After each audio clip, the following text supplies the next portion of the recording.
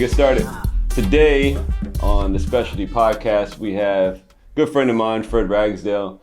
He's on the JLL Commercial Industrial team. He's been working there. How long have you been working there? I've been with JLL in Dallas now for a year. He's got a lot of cool things going on, but his backstory is really impactful to me when we had our conversation offline, and we're looking to learn a little bit more about Fred. So, Fred, tell us a little bit about yourself. Are you from the area, or what's the story? Pretty much from Dallas. We grew up in like the Grand Prairie area, but I was born in Tulsa, Oklahoma. Okay. Then when I was a little thing, my dad took a position with American Airlines, and we were here from like 1986 to 1998. Okay.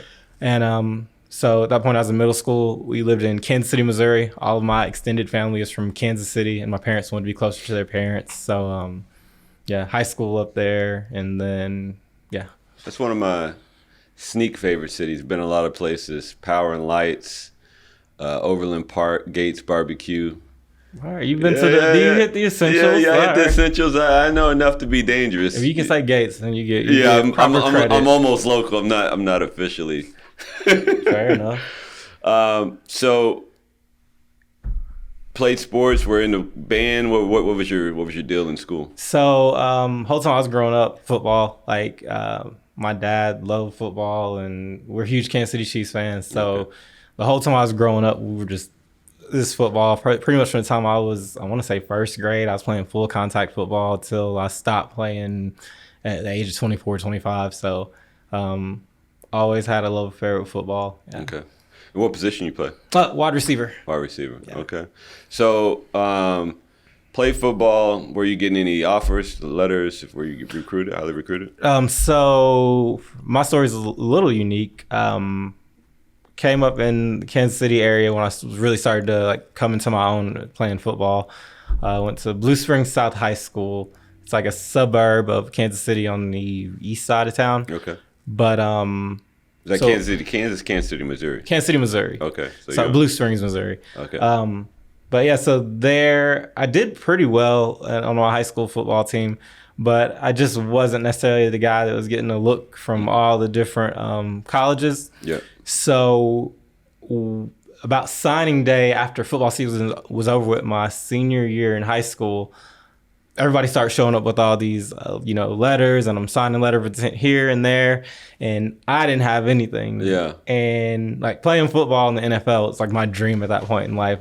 Got you. My parents are kind of indifferent. My dad loved football and my mom loved football, but they were indifferent to the whole thing. They were just as long as you're successful, that's the only thing we care about. We love you regardless. Exactly.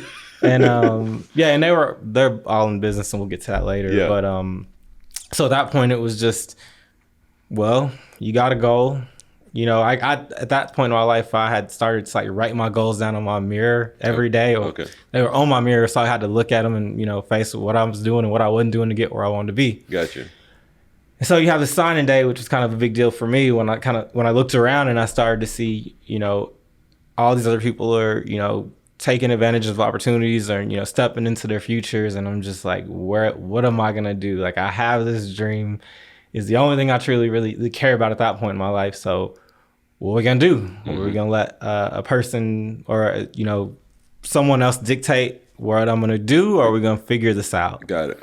And so I've tried to figure it out the best I could. And what that looked like for me was I, one, started praying about it, but two, took the action of one, making a little high school highlight video. Yep, I remember that. Was it on tape or DVD, or is it? So it was on tape. And it's funny how when you start trying to do things God will put people in your path, or things start to come into your path to help you.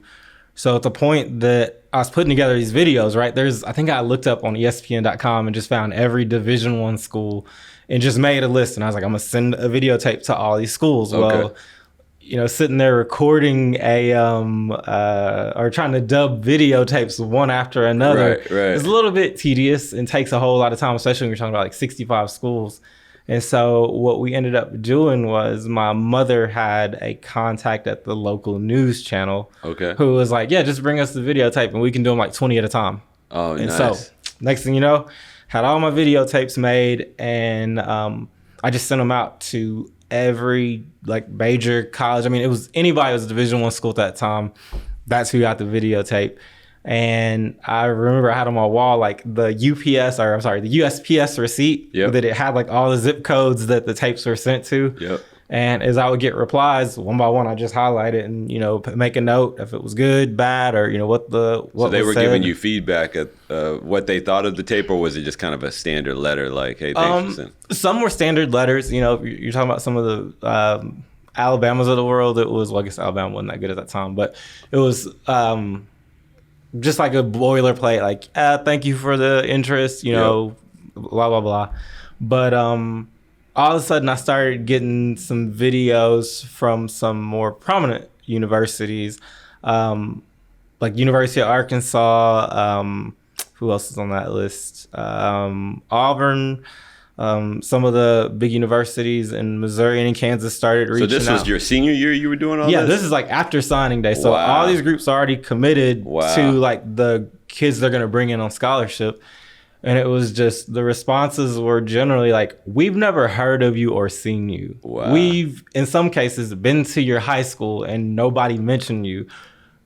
We get tapes like this from time to time, and it's usually people that are using other people's information or just lying about how big or tall or fast they are. Yeah. Like, so we don't really know what to make of it. But if you come out for a visit, we'd love to talk to you. Okay. And through that, I ended up getting a few different preferred walk-on options. And for people that aren't familiar, and we were not, because my family, my father went to A&P school, which is how you become like an aircraft mechanic. Okay. And my mother spent like, I think, a year at the University of Western Missouri, something like that. Mm-hmm. But nobody knew what it meant to be like a preferred walk-on. So it was just like, oh, if you're a walk-on and you're not a scholarship athlete, that doesn't matter. Not understanding that for anybody that's tried to play college football, if you are a walk-on, typically what they'll do is after school starts and, you know, the team's getting ready to have like their first game, they'll have like a big group of people just come in and run, sprint, and they'll try to just run the crap out of them or just get them to do stuff so they tire out, and just whoever's left, we'll let you be the crash test dummies for our, you know, 6'8" defensive end from Opelika, Alabama. Yeah. And what they were saying to me, though, was a preferred walk-on was, no, you come here at the beginning of the summer when school's out, and you're essentially with the team from day one of our training camp till the end of the season as a part of the team. Okay. We just don't have a scholarship for you at this time because, in this case, we know who you are. That's right. And so I got some of those offers, but the one that really popped up that I ended up going with, there was an opportunity at Alabama State University in Montgomery, Alabama. Yep. Familiar with them. Yeah, my uncle actually went there as a band major. Okay. And now he's been a band director for, actually, he just retired last year, so it's probably 30 years in the Fort Worth School District. So, yeah. Well, Alabama State's band is nothing to play with either. Yeah.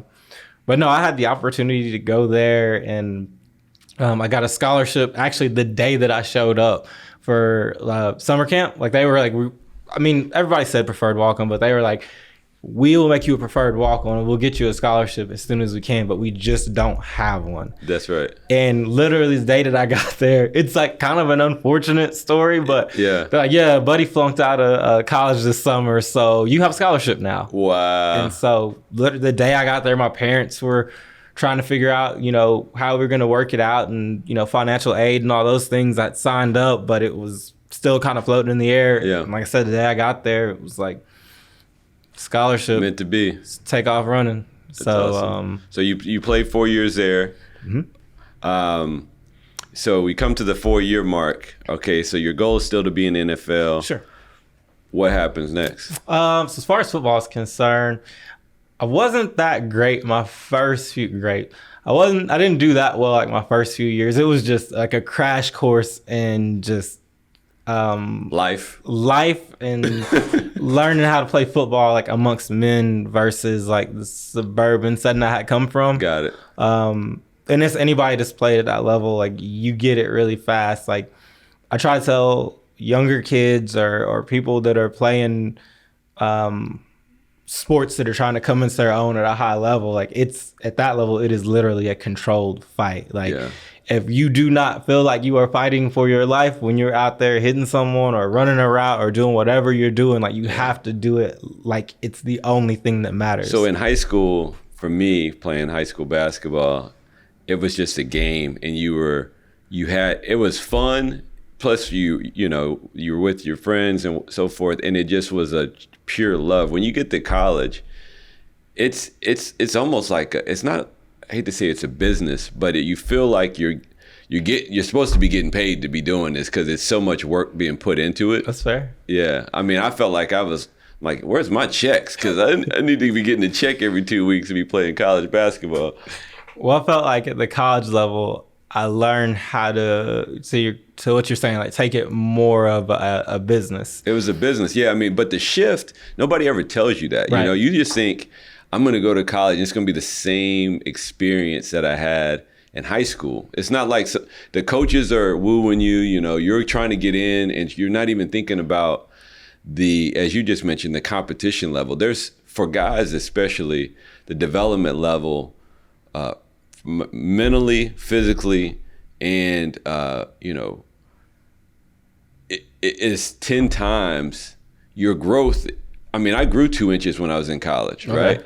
And then you probably gain 10 to 15 pounds of muscle, and so if your body doesn't adapt the same way these other guys' bodies are adapting, then you got to outthink them. It's just the game is really coming at you fast and furious unless you're, a lot of those things now have kind of transitioned to high school, so they're better prepared. But I think when we were in school, they didn't have all these camps and agility and skills. You just played on your own, and your God-gifted ability allowed you to play. Agreed. Now I think they're better prepared.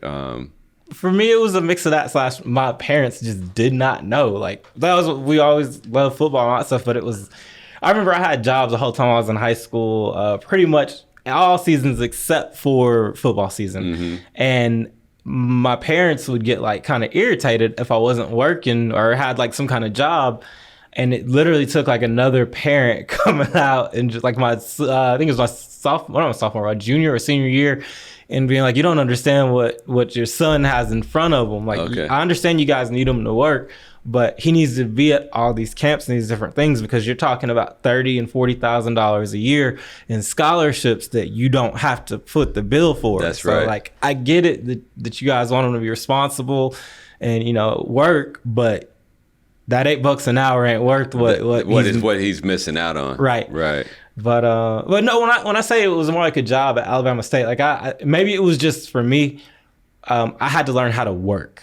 Right. Like I've worked and I had jobs, but it was like taking the mentality of this is this fun, altruistic thing that I get to do. And it's special to like, no, if you want to be good at this and you want to be the best, you need to be at practice before everybody else. Like you need to be out running before everybody else. Mm-hmm. You need to have a high level of intensity. The only reason that you're not on the practice field is because like somebody pulled you off. Other than that, unless you passed out, you keep going. So was it something that you saw, or was it just you always have an innate ability to identify where the holes are in your game and pick it out? Or do you kind of see people that are successful and like, I seen him get here earlier, senior or junior or whatever? What switched the trigger? So the easy answer would be definitely just had it in me the whole time. I'm self-made. Right. But no, the reality is my father still works for American Airlines. It's been 36 years now. And rain, sunshine, sick, whatever, he was at work on time and before, his shift started. And my mother set a similar example, like no matter what the economy looked like, she's a residential real estate broker. Okay. No matter what things look like, there's an opportunity. You just have to keep working at it. But probably the biggest shift when I got to college was there was a gentleman named Tavares Jackson who eventually went on to get drafted first pick of the second round by the Vikings. Yep, familiar with him. And watching him and a lot of the players that were so Tavares was throwing to you? Yeah. Okay. Well, I mean, I was on practice team at that point. Okay. But yes, I love you were in the building. Tavares was throwing to me, sure. Yeah. But he was in the league for 5-6 years. Mm-hmm. And then he won. He was on the Super Bowl team, and he played. He did play in Super Bowl with Seattle when they won. Oh, okay. So yeah. They were winning by so much because Peyton Manning had that breakdown. Yeah. But anyway. Yeah. But no, watching those guys and just seeing how much more serious they took it, and I think also how much more I was capable of, because I used to watch people, get out there early, run extra sprints, bench the whole world, go to class, then come back after practice and do the same stuff. And I was just like, a person doesn't have that much energy. Mm-hmm. But hanging around them during the summer and just, I don't know, like this is just... You just know. Impulse. Well, just this thought that like, I want to be successful. Right. And those people are being successful. So I'm going to do as much as I can like them to get where I'm trying to go. So while you were in school, you saw Tavares get drafted. Yeah. So that also helped like fuel the fire that somebody from my school can get drafted, can go to a combine. My freshman and sophomore year in college, there was like at least 3 to 4 scouts at every practice that we had. Really? Which kind of set some unrealistic thoughts of what what a daily practice was like, because after Tavares was gone, that changed very quickly. But beforehand, it was like, every day at practice, there 4 or 5 NFL scouts on the sidelines and stuff watching us practice. So you were like, oh, this is going down. Yeah, I was like, here I am. Not to go too deep into Tavares, but what did he just have a cannon arm? I don't remember. Like, I remember him coming out, but what was the thing that made him so special? Because I know he was a taller guy. Tavares was taller. He was at University of Arkansas for, I want to say, 2 years. And then they had that quarterback that got drafted and ended up playing wide receiver for the Jaguars for a few years that was in front of him. Not Clint. Something like that. I don't know. Yeah, anyway, he was out of Texarkana. I know who you're talking about. So, he got in trouble with I wouldn't go there, but yes. Yeah, he got in no trouble. Yeah. But he was behind him, and it was just like, I think he had like a really good sophomore year or something, and they were just looking at Tavares like, you can stay here, but chances are it ain't gonna happen. So he came to Alabama State. So he did have like an SEC pedigree, if you will. But what he could do, he could throw skin off football. Like since I left, I think I may have come across maybe one other person who, when he would throw routes, when you were crossing the field and stuff, you could hear the ball coming, like it made like a whistle coming off of it, just because he had that strong of an arm.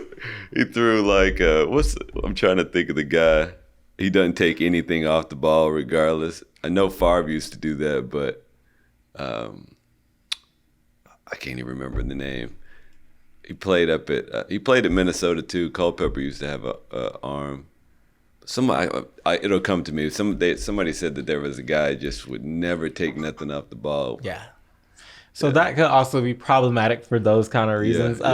With Tavares, though, he was so good, especially on our team at Alabama State, that they weren't going to say nothing to him about that. You did see, though, as he transitioned to the NFL, he spent a lot of time learning how to really put touch on balls. That's because right. That's what Mahomes, he throws a strong ball, but it's got a lot of touch on it. Right. Yeah. But, I mean, that was like his thing that he had to really learn to do. You could hear the ball coming. I mean, you could run like a 15-yard like dig route. So you run 15 yards and across the field, you could just hear it coming. And like people, like their gloves and stuff, after a week, you used to like always be torn in like the grips of the hands just because trying to catch the ball coming off of them was that tough. But yeah, and it was also, like I said, it was problematic though when you were doing like a 2 or 3 yard crossing route, replacing the linebackers, and somebody just throws a fastball. Yeah, that's ridiculous. So lots of fun there. So transitioning out of college. Similar experience as far as from the NFL. Did you go to the combine? Did not go to the combine, but the NFL is really where there was a lot of other things that led to where I am today, but I think probably trying to pursue the NFL was really where I started to learn some things about myself and what I would eventually kind of end up doing today. But so I had a really good junior year in college. I led the team in receiving yards. I think even touchdowns. But going into So you didn't have no inkling of coming out as a junior? No, it wasn't like that. It wasn't at that level. No. Okay. But my senior year, I mean, I went crazy in the weight room and how hard I was working. And I just took like my whole work ethic to a different level. And during that summer, though, we ended up getting a new offensive coordinator. Depends on how we want to go with this, but we didn't see eye to eye, and it took like one mistake in like the first game of the year. Next thing I know, it was like, you know what, we're gonna go a different direction. We got these guys that we recruited that we brought here, and we think that's just probably the better direction to go. It's like, oh, okay. And so next thing I know, I had like a issue with my hip, so I went ahead and had this hip surgery I needed to have, and that kind of ended my senior year. So you kind of fast forward probably a month or two after that ended, and I'm sitting in Dallas because my family had moved from Kansas City back to Dallas again. Okay. And I'm at home and it's Christmas time. Well, it's a little bit after Christmas, and I'm just trying to figure out like what I'm about to do because I finished school like that fall as well. So I didn't have early, to you go kind of back. finished early, yeah. Mm-hmm. And well, I redshirted, so this is like yeah. But so I'm sitting there trying to figure out what I'm gonna do, and my dad is like, well, once again, are you gonna let somebody else dictate what does and doesn't happen? Yeah. And I'm like, I hear you, but I don't know how to get in the NFL. Like, I mean, I have some highlight video from my junior year in college, but I don't really know what to do. And my dad is like, well, if you want it, let's try to figure it out. He's like, we'll just see what we can do, and start calling everybody and see what we can dig up. Right. And so I was very fortunate coming up. We lived in like a pretty strong middle class family. And so when we were in Kansas City, we lived around a lot of the Kansas City Chiefs staff. So like coaches and some players, like Priest Holmes lived down the street from me growing up. But it was the home that the Chiefs had rented for him, not his monstrosity. Not his real. Not everyday the craziness. Yeah. But so there was a coach that lived down the road as well named Billy Long. And he was the strength and conditioning coach for the Chiefs during the Dick Vermeil years. Yep. Crying Dick Vermeil. Yes, that Dick Vermeil. But he had they had, I think, oh my goodness, he was a coach at Arizona now that was with the Chiefs for a few years. You know what I'm talking about? Yeah, I know you're talking about. Just put down the text. Yeah, I know you're talking about. Yeah, but I forget his name. But yeah, he had taken over, and they pretty much let go like most of the staff that was there when Vermeil was there. And so Billy was still in Kansas City, though, with a guy named Will Shields. Will Shields was 13-time Pro Bowler for the Kansas City Chiefs at offensive line, University of Nebraska. Yeah, there you go. Yeah. And he had a facility where they trained gentlemen that were trying to get to the NFL. They would bring them in after their season ended and do like that pre-draft training. So all the people that were there were training for the NFL draft. Okay. And so I called Billy, and my dad talked with him, and I talked with him, and he's like, well, we got this thing up here. We put guys in this facility for about 2 or 3 months until the draft, and every day is like, that's what we do. We just train through all the different drills and whatever you got to do to get there. That's what we do. Yep. And so I was blessed again. Billy's like, do you want to play in NFL? And I was like, yes, this is the only thing I want to do. And Billy's like, all right, well, come up. And I was like, well, how much does it cost? And Billy's like, I could get myself in trouble. Okay, so Billy's like, these people paying $3,000 or $4,000 a month to be here. Their agents are writing the checks for that much, but just come up and we'll figure it out. Yeah. And so I came up, and pretty much for the next year and some change, I trained every day with people that were going to the NFL draft that were paying, let's just say a bunch of money. Yeah, a bunch of money that I'd never paid. Wow. And, I was very fortunate, very, very fortunate. But in that was where like the real lessons really started with sports, whether it was the actual physical game or the business side of it. Mm-hmm. And I mean, my favorite story about that time of my life was just the training camp was pretty much for guys that were about to get drafted. But right after the NFL season ended, a lot of professionals, like guys who were actually playing in the NFL, would come to this facility and train because it was a really nice facility. Right. And so up to that point, most of the guys that I was training with were offensive linemen. And so I would just do all the workouts, and they would have like little specialty things for me to do to kind of like work on speed, agility, et cetera, that those guys really weren't that concerned with. Yep. But about the time that the NFL players started coming back in there, Billy is, and there's a guy named Brent Little that was training with me as well. But Billy's like, you're going to start working out with the NFL DBs. He's like, I just, you need to run routes and see what that's going to be like. See what real live fire is going to be. Yeah, I'm like, okay, I held my own at Alabama State. I can handle this. I promise you I will never forget this. So it's an indoor, like, padded wall facility. Like an indoor, kind of looks like what you imagine an indoor soccer practice field looks like. Gotcha. And I line up, and this guy, I wish I could remember, I'm terrible with names. I wish I could remember his name, but he was with San Diego for a season or two, and then he was with the Chiefs, like as a special teamer. And I line up, and I'm like, okay, I can do this. And, in college, you learn, you come off the line and give a little move, and then run up the field and run your route. Yeah. So I come off the line and give him a little move. And next thing I know, my face is like dragging down the padded wall of this indoor facility. 'Cause that's how physical he was coming off the block. And I'm just like after it's over, I'm like, okay. That was a little bit more aggressive than what I was ready for. Like, all right, this is different. And as I'm walking back, 'cause this is the reality of trying to get to professional sports, Billy is sitting on like this bench watching the whole thing. And Billy's kind of like a big burly dude. Yeah. With a big Southern accent. And Billy's like, oh, no. Go harder. They were like, he is so far behind trying to get into the NFL. Like, if he's going to make it, then he's got to know how to deal with everything. He was like, don't let off, pour it on.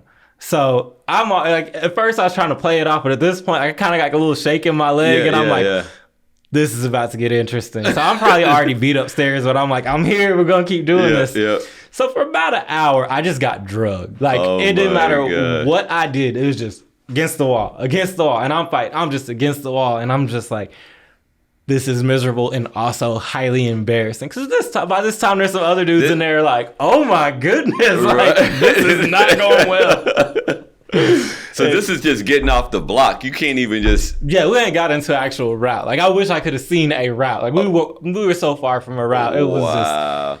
And so this went on for 3 days, like every day. And I'm going home in the evening and I'm like almost in tears, like sitting on the edge of the bed, like, Mom, Dad, I don't know if the NFL's for me. This ain't like, for me. Yeah. I'm trying, but this is a grind. Right. And like I said, for about 3 days, and Billy, every time we're getting ready to start this drill, Billy is now like, he'll be in his office and it's like a window out to the facility.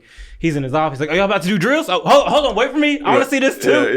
Yeah. So about 3 days goes by, and I promise you, I'm out there stretching, and I'm like, I don't want to do. Like, I'm defeated. Don't make me go out there. Yeah, I'm like, I don't. Don't make me do it. We can just lift some more weights. Y'all got some other drills we can do. Anybody need water? Yeah, I'm like, anything but this. Y'all need some water. Y'all good?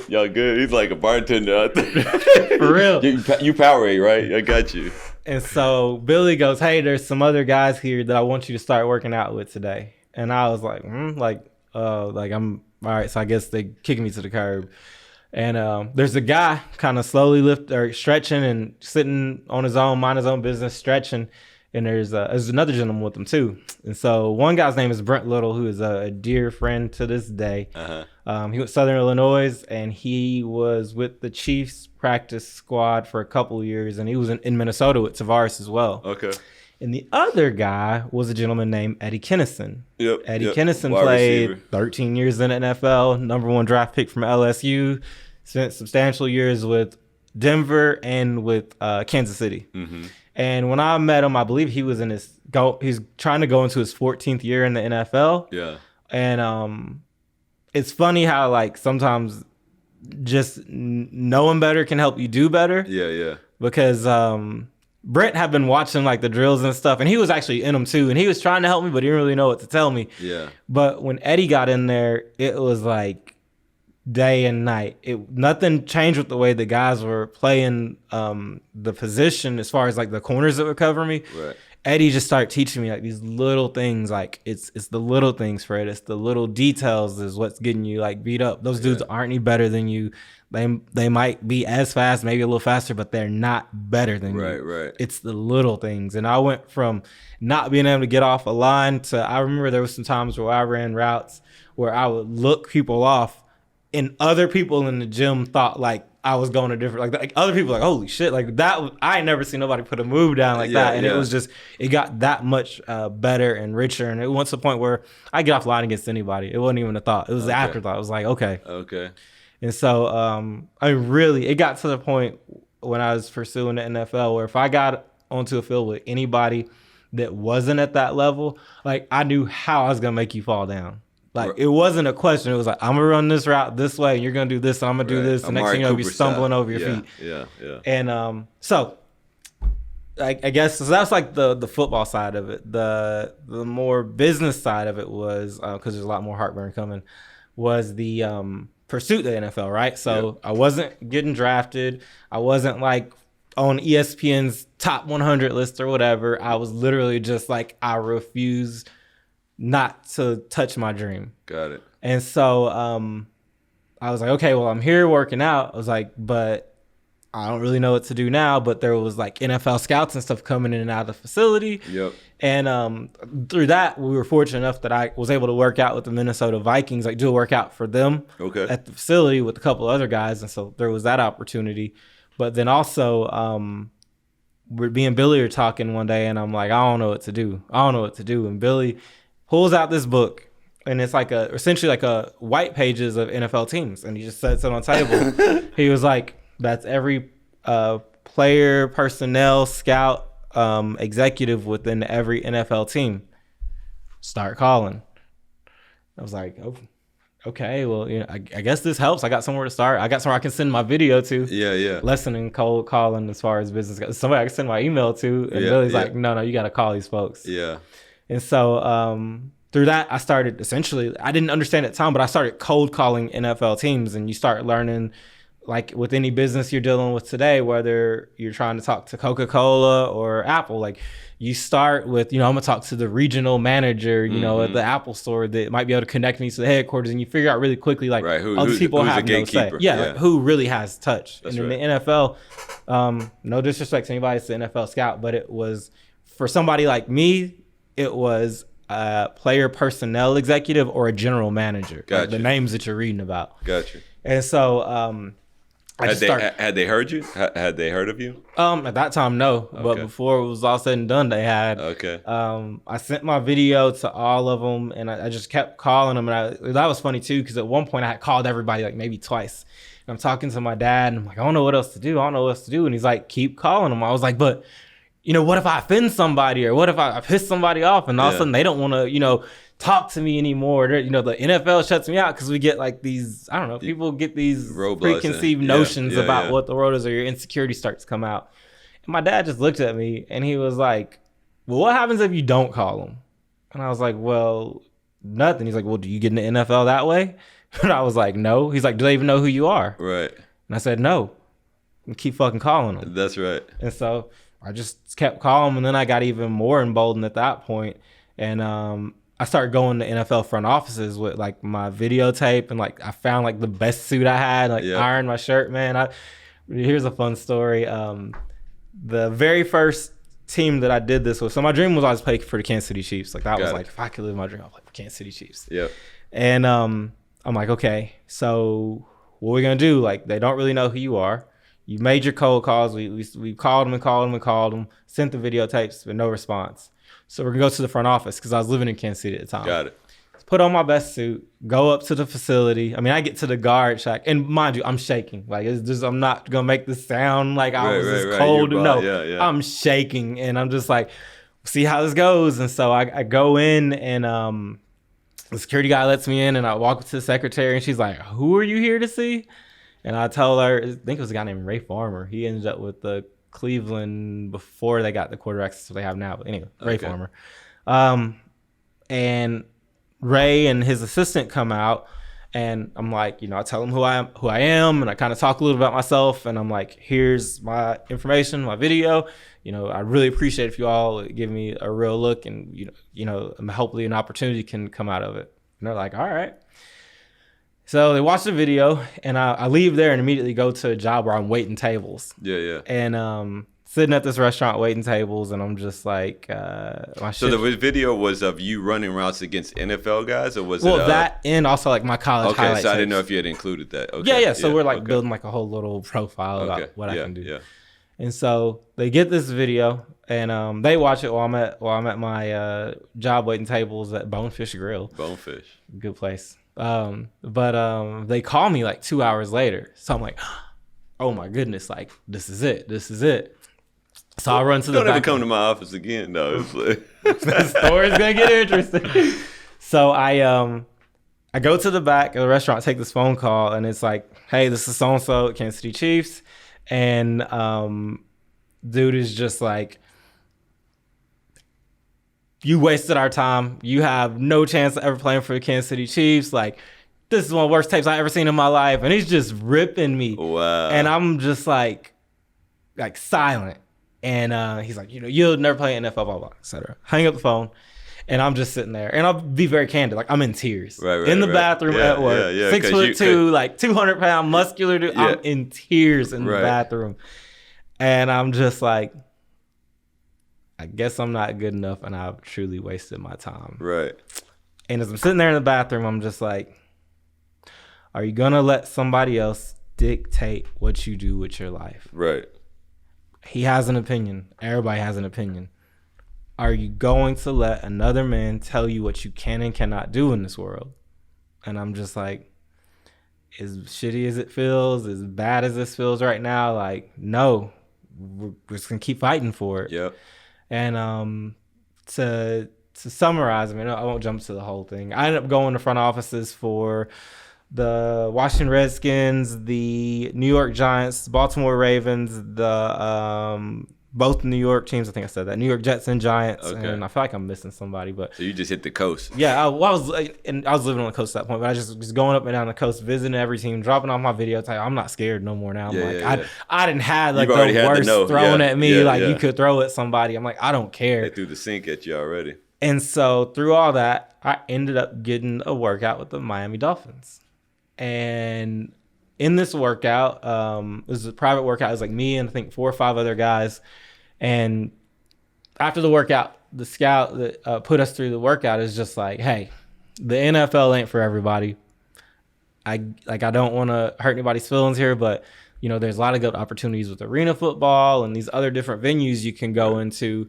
And have you ever worked at Bonefish? Yeah. But like, I appreciate y'all coming out, etc. Right. And at this point, I guess this has been like a 2 or 3 year grind at this point. Like, I'm tired. My body's hurting every day. I'm not even hitting people. Just like the intensity of trying to do things so precise and just push yourself to the limits of what you can do. Like, I'm tired. Right. And so when he says that, I'm just like, all right, I think I'm good then. Yeah. What's next? And so I go to walk off, and he's like, Fred, come back over here. So I come back over and I start chatting with him, and he's like, that was for everybody else.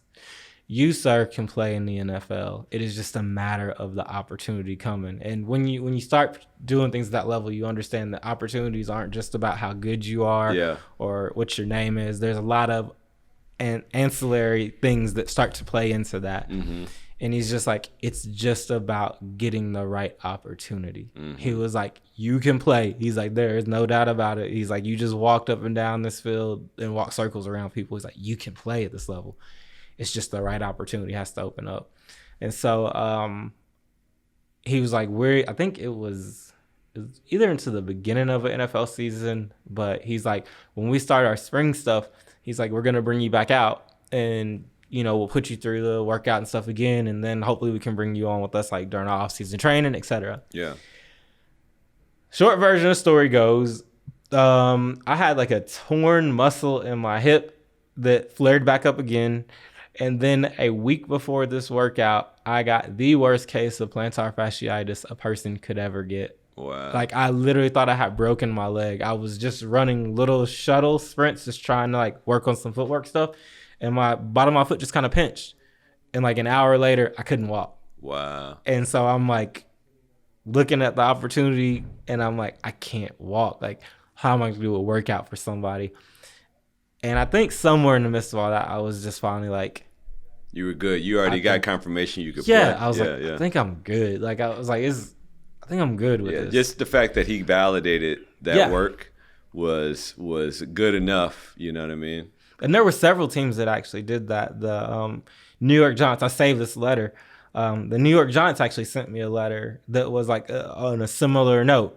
It was like, hey, we really thoroughly appreciate you coming up here and speaking with us. And, you know, it's not the right time for us right now, but based on what we're seeing on the video, like you have the talent to play at this level. So please keep pursuing it. And you know, as you have opportunities maybe with other teams or at different levels, send us your videos because we want to keep up to see if there's an opportunity to bring you in. That's good. And it was like Dave Gettleman signed at the bottom. Wow. And I was just like that moment and like the moment with that, with the guy with the Dolphins, like meant a lot. And so that was pretty much where I jumped off the NFL ship though. Cause like I said, I was just tired, man. It's like a mental grind unlike like anything people can imagine. I can imagine.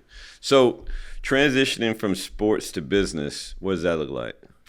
So that was a lot of fun too. So are you still on the East Coast? Or are you so I'm in Kansas City at this point, and I kind of jumping around a little bit, but I was in I'm in North Carolina now, and at this point I have an undergraduate degree and a graduate degree in accounting. Okay. Where'd you get your grad degree from? So undergrad at Alabama State, graduate degree at the University of Missouri, Kansas City. Okay. When I was doing all the stuff for the NFL, I had like some free time during the day or in the evenings. And I was just kind of at this point where my sister actually jumped on my butt one day and was just like, you know, what are you doing with your life? Like, I'm like, I'm trying to get to the NFL. She's like, that's great. What else are you doing with your life? Like, NFL is not 7 a.m. to 10 p.m. So what are you doing when you're not working out? And I'm just like, well, you know, I'm trying to get to the NFL. My sister's like, that's not acceptable. Like, you are an intelligent human being. Like, our parents didn't raise us to be, you know, slackers or use other people. So what else are you doing? And so I started going to graduate school, working on my graduate degree in accounting. And so when I finally stopped trying to do all the NFL stuff, I had found myself with a graduate degree in accounting, and I was working for Bank of America at their corporate headquarters in North Carolina. Okay. And so that was kind of where like sports and not really knowing what you want to do outside of like sports and life kind of really collided. My parents didn't raise a fool, so like I did really well in school with all like academics. Like, that was never like a big struggle for me. But I didn't care that much about what I was doing, right? It was like, what do you care? What do you want to do when you grow up? I want to play in the NFL. Well, you know, I have a graduate degree in accounting because accounting paid the most. It came naturally. Like, I had a professor pull me out of class when I was in my undergrad and just, you know, kind of expressed to me, most people don't take their final for accounting courses in 20 minutes and have A's in my class and also play sports. Like, people just aren't that fast with this kind of stuff. You should consider accounting. I looked it up online and it was like accounting, highest paid business, you know, career coming out of school. Like, if you're in undergrad. And so I'm like, all right, accounting it is. And then when I went to go back to graduate school, I would have considered an MBA, but like I said, I was still like focused on getting to the NFL. And I was like, well, what graduate degree can I get the quickest? And that was because I had an undergrad in accounting. I do a master's in accounting and not too much time as well. All right. So when I get to Bank of America, like actually doing accounting, it's like the first time I've ever really done it. It's just a 9 to 5 or 8 to 5. And it was rough. It was rough. I was very fortunate to be there, and I was hired there by a Black executive named Kimberly Jenkins. Great lady, a really good person. But she brought me there, and abruptly after, she ended up getting a great position with another firm that she still works with to this day.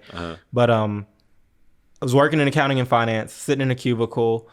And like, as you kind of heard my background, like it was from like running wild every day to very sterile, corporate environment and just gerbling out on my computer. Gotcha. Building Excel spreadsheets. And like at the time I found it to be very miserable, but looking back, it was also very beneficial, like as I moved on to other things. But I was there for about 2 years, and it was just, I think probably within 6 months. You already knew. I knew it wasn't for me. Right. But I mean, I was making more money than any of the people I knew that I went to school with Yep, were. yep. And I was just like, you'd be a fool to leave this much money, which was Golden. a really beautiful thing to learn at that age. Because Yeah. it was, I don't ever have to look at situations like that anymore. If I'm miserable, I'll walk. Yeah, golden handcuffs. Right. And so I did that for about 2 years. And then I had the opportunity to come back to Dallas. My mother, the whole time, so kind of getting into real estate, like the whole time I was working at Bank of America, and even for the most part, like in my graduate degree or doing my graduate studies, my mother was always like, you should get into accounting. I'm sorry, you should get into real estate. You should get into real estate. My mother's a residential real estate broker. Got it. In the Prosper, Texas area, J Rags Realty. Check her out. But she was becoming more and more successful with it, and she was always like, you should get involved. You should, learn more about this industry. And I'm just like, I'm good. I'm gonna be a CFO. I have a master's of accounting, like residential real estate. But every day she's like, Fred, you should consider it, especially as I'm complaining more and more about the job I have because I was miserable. So one day I'm frustrated. I don't know what happened at work, but I'm just like, I don't know about this. Like, I want to make more money. I was bored and miserable. And my mom is like, you should come to real estate. And I'm like, Mom, I don't want to work in real estate. I got other stuff I can do. And I'm like, anyway, you didn't make that much money. And she proceeds to tell me how much she made in closings the last month. And my mouth just drops. And I'm like, you made how much money? Right. And she's like, this much. And I'm just sitting there looking at like my W-2 pay stub or whatever at Bank of America. And I'm like, I don't love doing this anyway. Well, it was like what's the name of that movie? You show me how much you make and I'll quit my job right now with Leonardo DiCaprio and Jonah Hill. Yeah. Oh, exactly. The Wolf of Wall Street. Yeah. So that, I mean, it was you show me a check right now, I'll leave my job right now. So that's how it was. She showed me that. And I was like, so I guess I'm moving back to Dallas, getting into residential real estate with my mom, and like we're gonna run from there. That was pretty hilarious as well. So I moved back to Dallas, and I'm like, Mom, I want half of your business. I'm gonna show you how to get the corporate functions in place and really right size this organization that you've been running, because clearly you don't know what you're doing. Right. My mom is like, oh, okay, and I'm like, Mom, I'm gonna take you to the next level, but these things, is accounting and finance stuff, is way out of whack. Right. And she was like, okay. And I'm like, my mother's like, well, what about like selling houses? And I'm like, Mom, you sell houses. I can sell houses. Like that's the easy part, but this accounting stuff and finance and corporate, this is what is missing. So after about 3 months, I'm completely broke, struggling. Right. Like, you got the dust on my knees and stuff. And I'm like, Mom, it was about 6 months. I had no idea how hard this is. So to every residential real estate agent out there, like that is a skill set that takes time to develop, and it's a true skill. There's a huge skill to selling, as you know. Yeah. I mean, there's a whole education that goes into that, learning how to approach people, learning how it's to the psychology, market yourself, mimic the person. It's the clothes. You kind of have to lead the witness, and just the main thing is adding value, and you guys obviously do that. So going into residential to commercial, how did that transition look? So that transition looked like this. I love working with my mom. We had a good time working together, but she had such a unique skill set.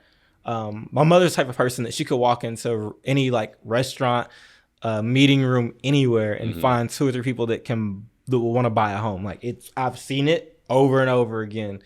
And her ability to do that wasn't something that she was really able to like translate into educating someone. You could watch her, right, and you could learn it, or you could understand kind of what she's doing. But I mean, as you know, it takes a special skill set for a person to just walk in any given room and be able to sell something to somebody. Yeah. And the people don't feel like they're being sold. That's like right. My mother is still that smooth with what she does, where she'll just, people are like, you know what? I damn sure do need a house. Yeah, like, okay. Next thing you know, they're buying a home. Yeah.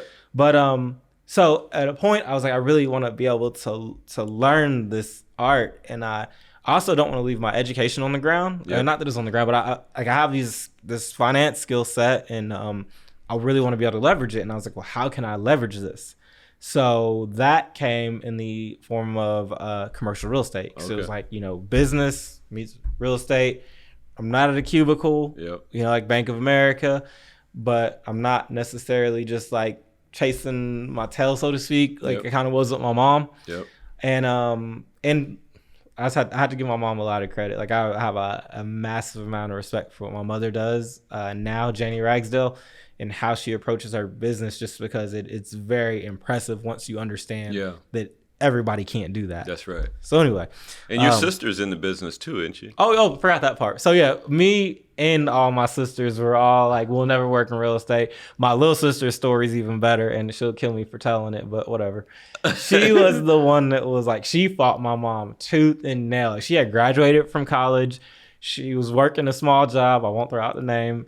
And my mom was like, just take a job answering the phones and see how it goes. Right. Like, you don't have to sell houses. Just answer the phones and they'll pay you more than this other job you're doing is going to pay. Right.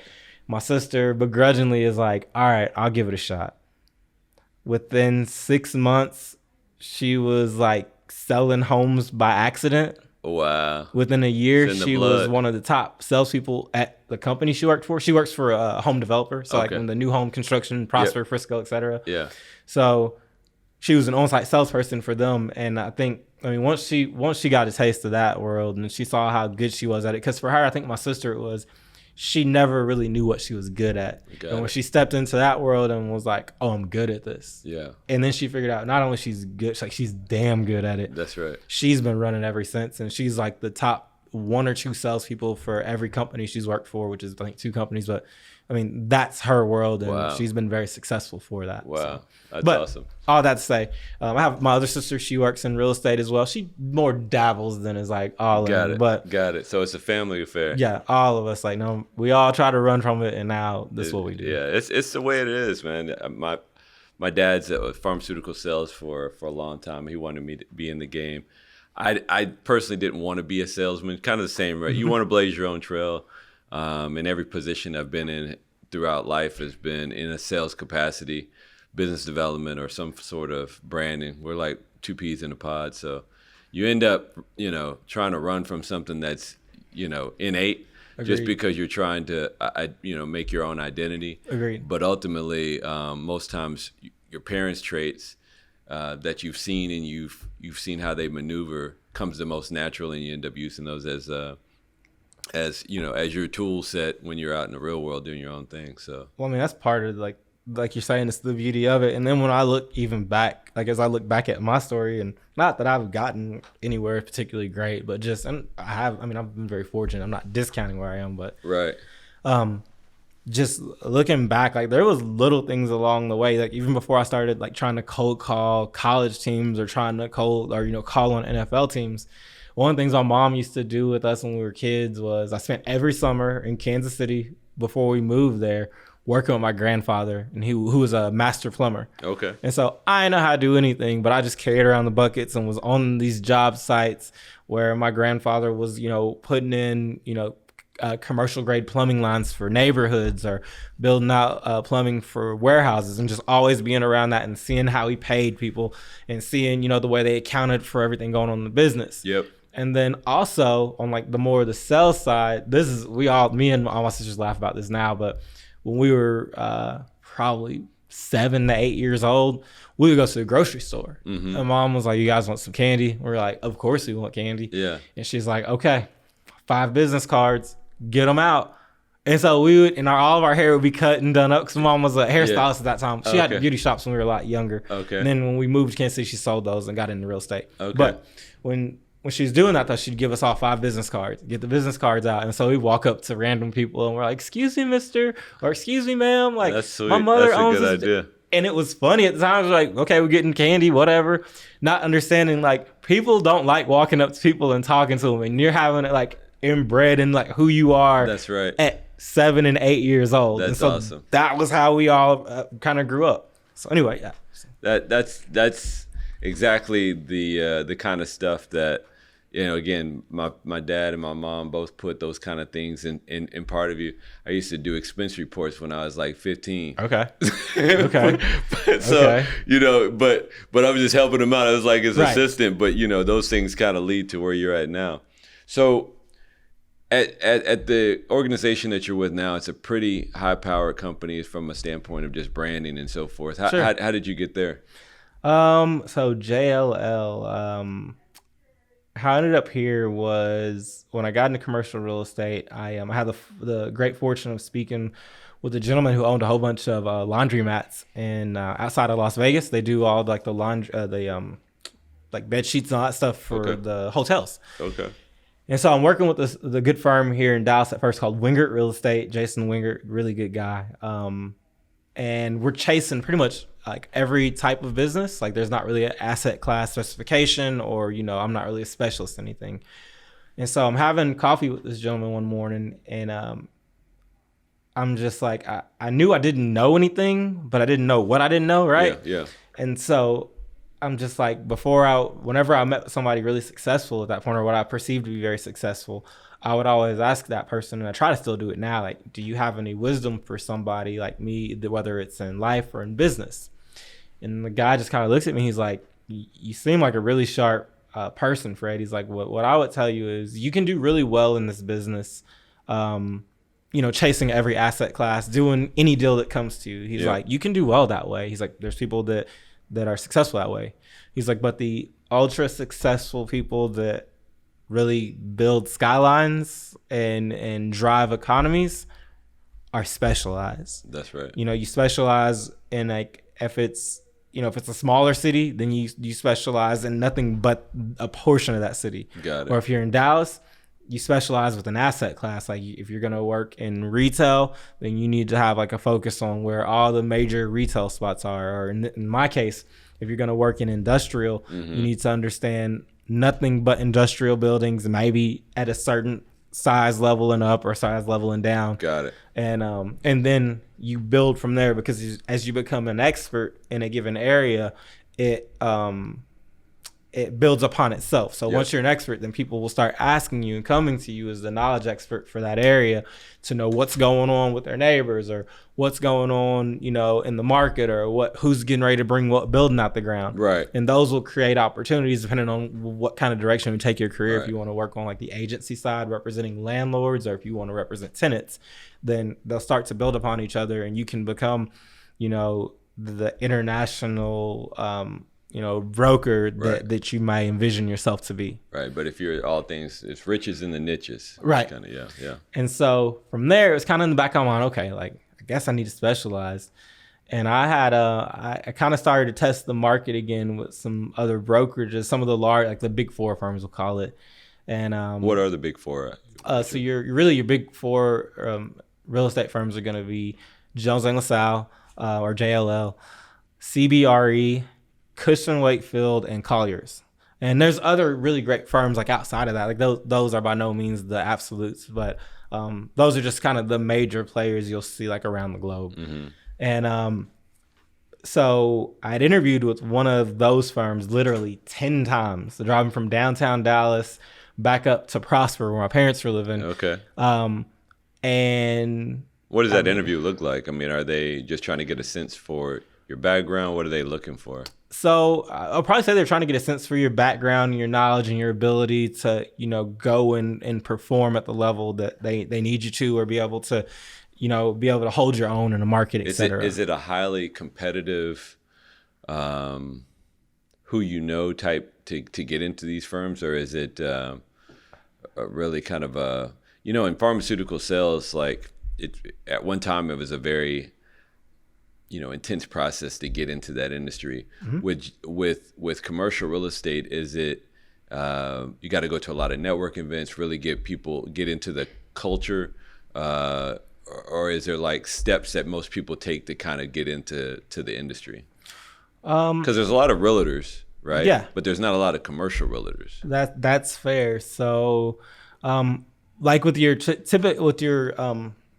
like the typical, and I don't mean it to discount like residential real estate, but with your typical like residential real estate firm, if you have like a certain kind of way about you, then people will hire you to come on to their organization. And it's typically like 100% commission. So bringing you on isn't of much expense to that real estate brokerage. Gotcha. In the commercial world, especially as you start to talk about some of the larger firms and even like the larger regional firms, there is sometimes well, I'm trying to think about the right way to say this. Is it so you guys receive a salary in lieu of? So no, a lot of groups will do like a draw. Okay. So they understand it takes time to get going. Like commercial real estate deals can take, a year to 10 years to get going sometimes. So if you come in and you just start doing deals, like that's a beautiful thing. One, and more power to you. Gotcha. But for a lot of people, it's usually like they say like it's like a 3-year climb. If you can make it 3 years, if you can survive 3 years, then you will typically get like the ball rolling and you'll start doing deals. But 3 years is really hard for a lot of people to handle. And so they'll try to pay like draws or things like that. Like every firm is different, so I don't want to climb in. This is what you can get. Yeah, but it's a different approach. So they're investing their time. Exactly. So it's an investment versus a turn and burn like a regular residential. Your words. Fair enough. Got it. So with that being said, so you asked me how I got into it though. Yep. So talk to that guy, and then I have the great fortune of falling in love with a young lady. Oh, so I'm skipping around. So I interviewed with said firm in Dallas 10 times.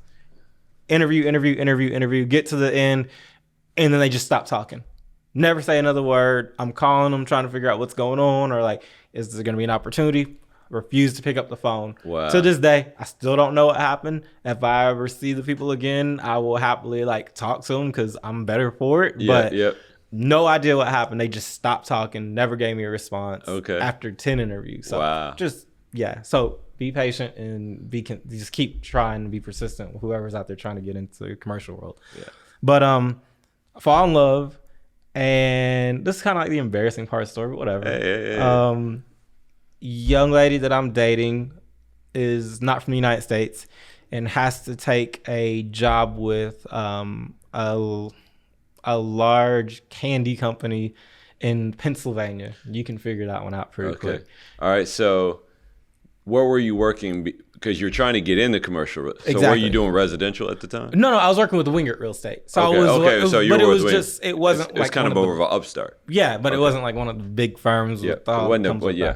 And because when you're with those smaller firms, it's by no means like limited by you can do whatever you want. But pursuing some of the larger, like more lucrative opportunities, it can be easy for you to get pushed out of the conversation just on like platform alone. That's right. You're talking to specialty, and you guys are growing all over the country. Yeah. And I'm like, well, we're in Dallas and I can partner with other guys, and then you sit down with a larger firm or even like a larger regional firm, and they're like, we have professionals in every market. We can take care of you wherever you go. Yeah. So it was just kind of like that conversation. Yeah. But Wingert has done deals all over the country. Yes. So no disrespect to them, they can do that, but it's just a different game. Yeah. And so meet said young lady. She takes a job with the company in Harrisburg, and I'm sorry, it's fair way to say it, in Hershey, Pennsylvania. Hershey, got it. And I'm out visiting her. I moved her out there, and I'm just visiting, and I get stuck in a snowstorm for about a week. And then this week we start talking, and it's like, well, what if you stayed here? And I'm like, I don't want to live in Hershey, PA. There's no opportunities, blah, blah, blah. Right. And so at that point, I'm like, well, she's at work, and I'm sitting at the house one day, and I'm like, well, let me call around and, see what's going on. Yeah. So I call all the major firms that I knew off the top of my head. And I had also learned that whenever you're trying to get in the door with commercial real estate firms, like a piece of advice I would offer anyone is call the people that are doing the business. Look up managing directors and the partners in those organizations, because the commercial real estate brokers, they're accessible. That's right. And a lot of times, if you can make those contacts, you can really get strong inroads into an organization. Going online, because I remember like with CBRE, I think I applied like 30 times online, just not even necessarily like at any given point, just you know, when I was finishing college, I was like, oh, there's CBRE. Like that looks like it'd be a cool place to work. And I would go on their online thing and it's like, what state do you want to work in or what country? It's like, okay. And so I never got anywhere with that. But the day that I started calling like managing directors and things like that, all of a sudden it was like, oh, here's the real opportunities in our organization. Let me give you the real number. Yeah, or no, here, well, because it's usually teams. Okay. And it's like, you know, here's some people that may want to bring in some new people to their team because they're growing or the market's doing really well. I got you. So they were giving you some insights to where you needed to go versus it just being a blind, cold grab bag situation. Which those people typically aren't looking at. Yeah. Like, I don't know how to say it, that I don't really see those things. Got it. And so, in my experience, they don't see those things. Yes. So, when I'm out in Pennsylvania, I end up calling around and CBRE is like, hey, we actually want to add to our Harrisburg team.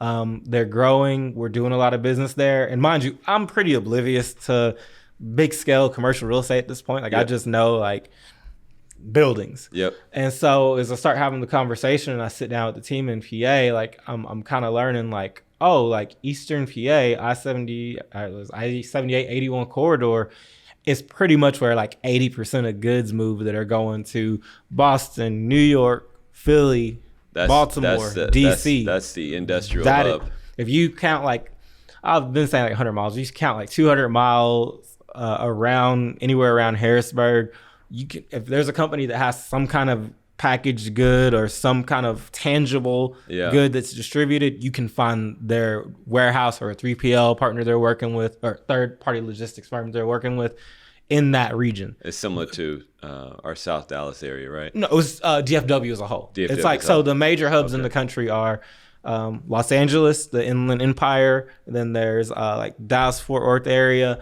You can make an argument for Atlanta, and then Eastern PA, New Jersey, so like North Jersey, South Jersey, all that stuff. Okay, kind of all is that's the hubs. Yeah, depending on who's looking at what in the East Coast, if they have enough time or if they're not that highly held to like, I need it in 2 hours. Got it. Then they'll look at maybe Eastern PA, but if they're like, we need goods, you know, within half a day's of service, then they might look at North and South Jersey. So, got it. But they're all looking at the same stuff out there. Anyway, so that group is like, yeah, we're thinking about adding somebody, and you know, we'd love for you to come here. And I can only speak extremely highly of the professionals that I worked with at CBRE in Harrisburg, PA, as a gentleman named Pat Lafferty, another gentleman named Michael Hess, and Bart Anderson. I am where I am today because of a lot of the things that they taught me. Got it. And just the way that you approach this business as far as commercial real estate goes. And my mother and all the other lessons like really helped.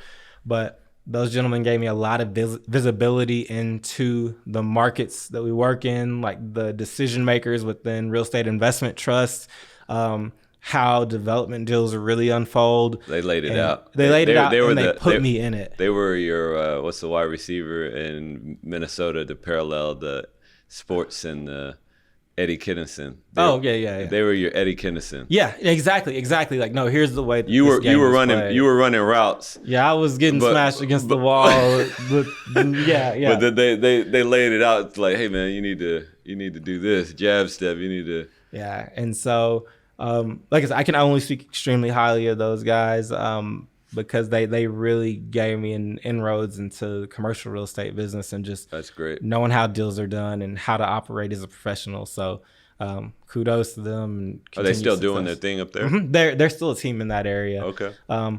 After about 2 years, I had the opportunity to leave, and we'll say that I had the opportunity to leave, and so I came back to Dallas. So whoa, you slid around that. So what happened to the fall in love part?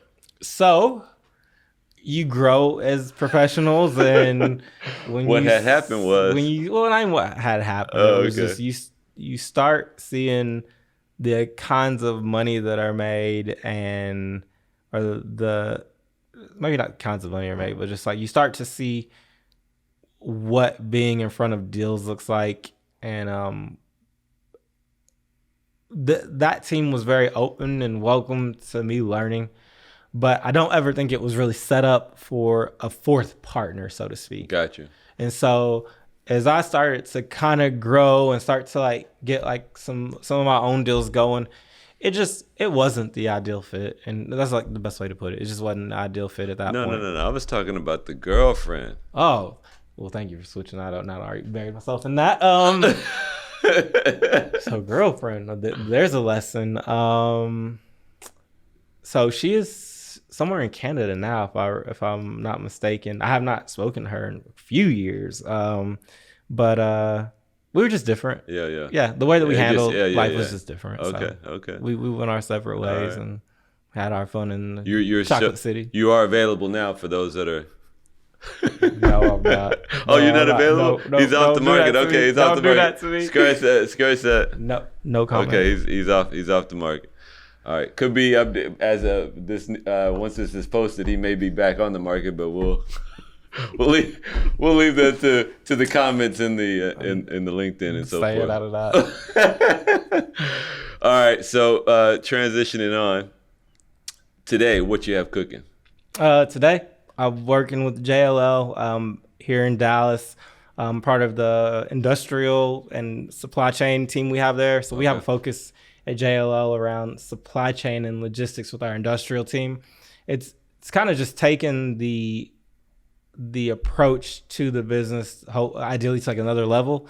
Just not about just trying to find people space, but understanding the complex demands that our clients are facing today, and helping them solve for those. So not just where's the warehouse, but more or less, what kind of labor counts do you have? Where is your inbound product coming from? Where is it going out to? How much does proximity to a city really mean? Are you last mile truly, or last quarter mile, or is this regional distribution? You're trying to reach, all the way to Los Angeles and New York from here in Kansas City. And so just kind of understanding the demands on their actual business, and then being able to strategically leverage the tools that we have in-house and the professionals that we have, and even the knowledge and skills that the professionals on my team have, to then go out and support those clients and drive requirements for them. So you guys are a full service solution. What other services do you guys offer? So I mean, JLL is like one of the largest in the world. So we have industrial, office, retail. I mean, pretty much other than a house, we can do it. If you want a stadium, let's talk. We can do it all. But then even beyond that, I mean, we have teams that are dedicated to incentives. Helping our clients work with local governments or state governments to get the right incentive plans for their company that may be relocating. That's awesome. We have project development teams that help our clients once you're in a building or once you decided to purchase a site. Like, we understand real estate is not your business. So you focus on your business and let us get your building built, or let us make sure that, your equipment and stuff is installed correctly. Like, we just really do everything that we can to support our clients.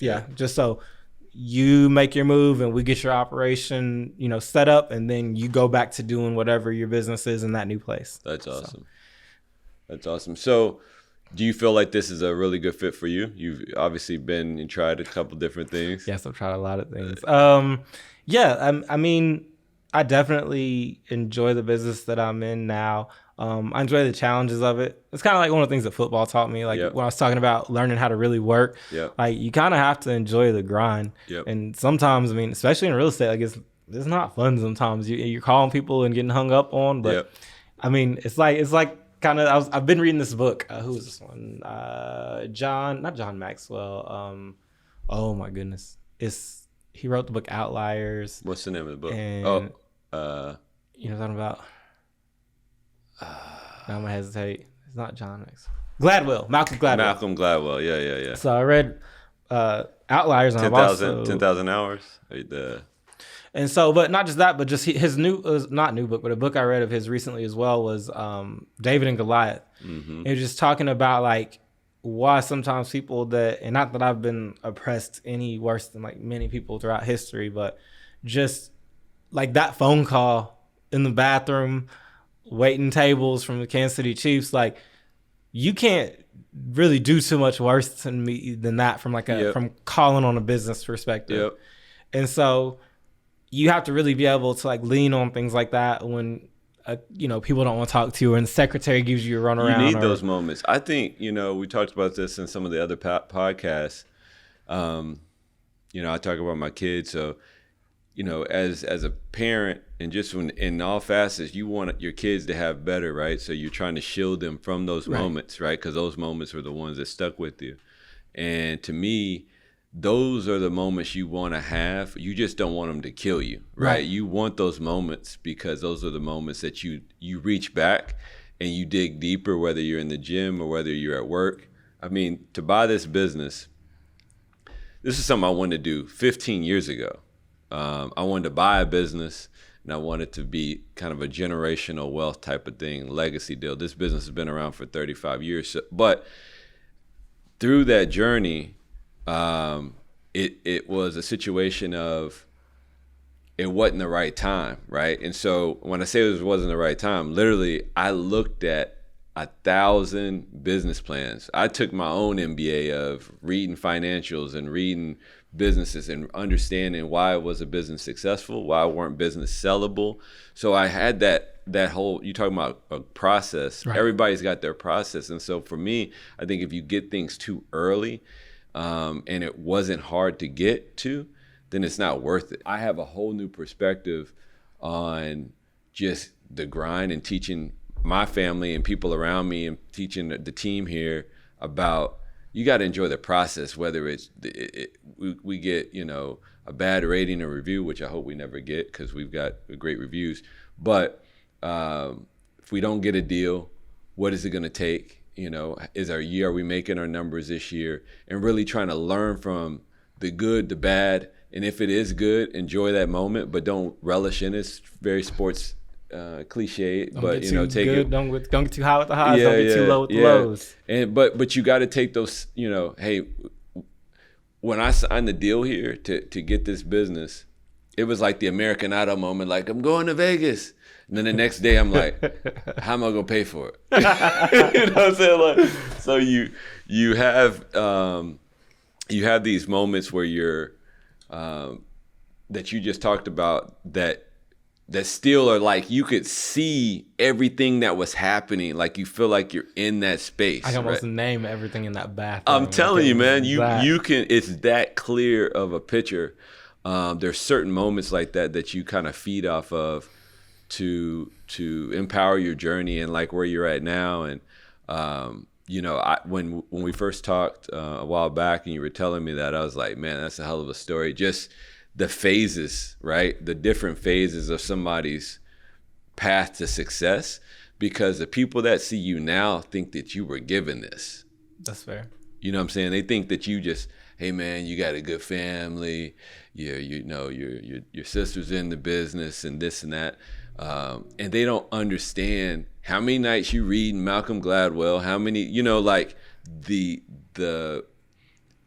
effort and the consistency, right? Where a lot of people were on that journey that you're on, trying to be in the position that you're in, and they just was like, I can't do it no more, right? And unfortunate, but fortunate, because there's not everybody's cut out for it, and maybe they had a different path because your path has changed a couple times and you got to your position.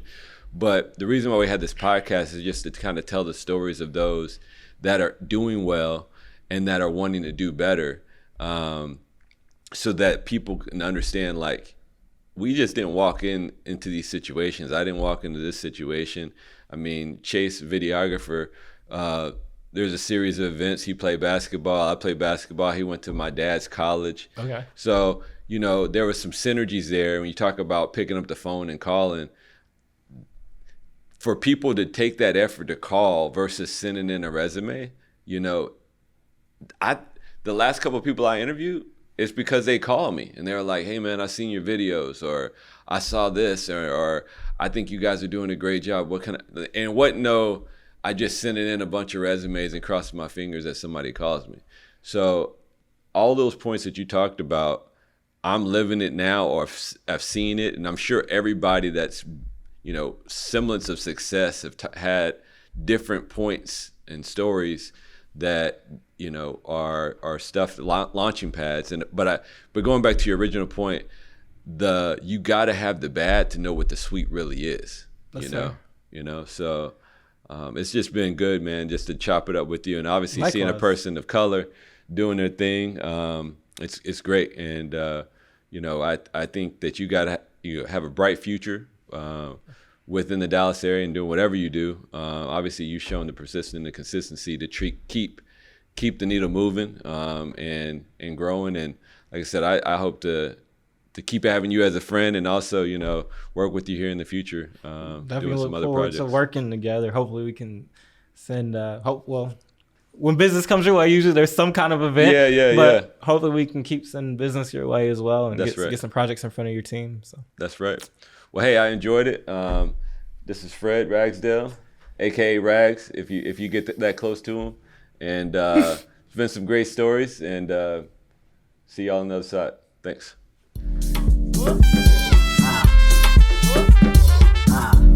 Whoop.